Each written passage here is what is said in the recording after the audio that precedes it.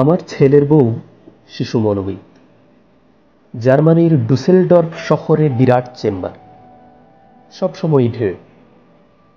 আমি যেহেতু human psychology নিয়ে সারাক্ষণ ব্যস্ত থাকি, ও মাঝে মাঝে ওর চমকপ্রদ অভিজ্ঞতা আমাকে বলে। আজকে যেটা বলল তা অবিশ্বাস্য। বাবা মা আর ছোট ছেলে এসেছে ওর চেম্বারে। মা বললেন, আমার ছেলে বাবাকে খুব ভয় পায়, সেই জন্যে এসেছি। আমার পুত্রবধূ জিজ্ঞেস করল, এটা কি অনেক দিন আগে থেকে হয়েছে না সম্প্রতি? বাবা কাঁচুমুচু মুখে বসে আছে। মা বললেন, আমার স্বামী যখন থেকে নিজেকে মহিলা ভাবতে শুরু করেছে, মেয়েলি অন্তর্বাস পড়ছে আর ছেলেকে জড়িয়ে ধরে বলছে, আমি তোমার মা, তখন থেকে। জার্মানদের অনেক বিকৃত রুচির কথা শুনেছি, কিন্তু এটা সব কিছুকে হার মানিয়ে দিল।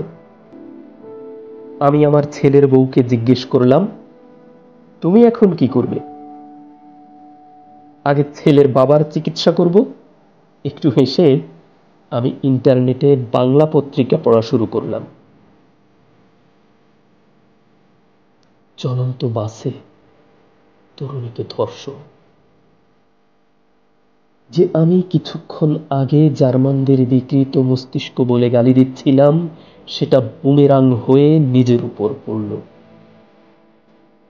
কি হলো আমাদের বাঙালিদের? আমরা কি সত্যি মানসিক রোগী? কানে বাজল তনুর দীর্ঘশ্বাস, খাদিজার আর্তচিৎকার আর রূপার বাঙালি সমাজের প্রতি অভিশাপ।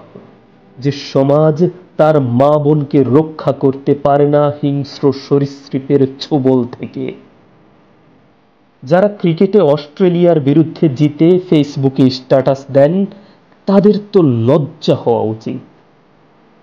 আপনারা তো নিজের মা বোনকেও বাঁচাতে পারেন না হায়েনার হাত থেকে।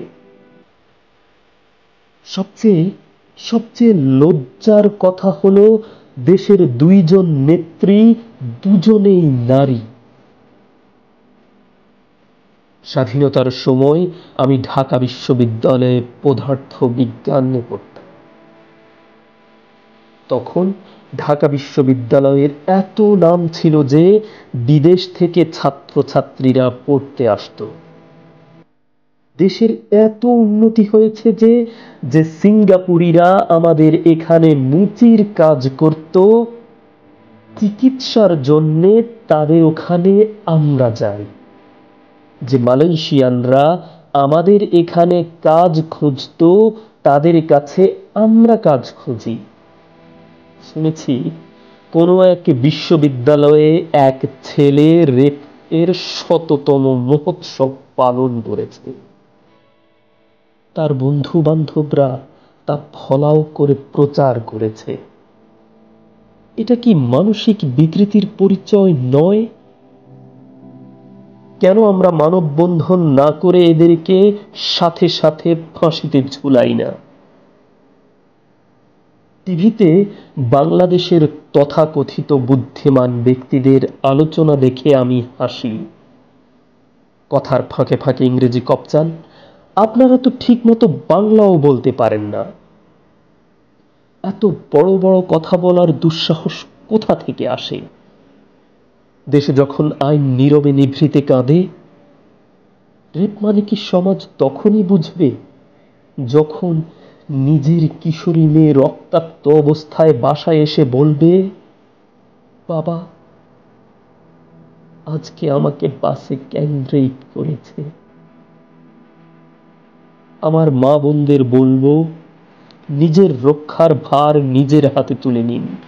আত্মরক্ষার সরঞ্জাম যেন আপনার নিত্য সঙ্গী হয়। সমাজ থেকে নির্মূল করে দিন এই জানোয়ারদের। ধর্ষণের একমাত্র শাস্তি মৃত্যুদণ্ড।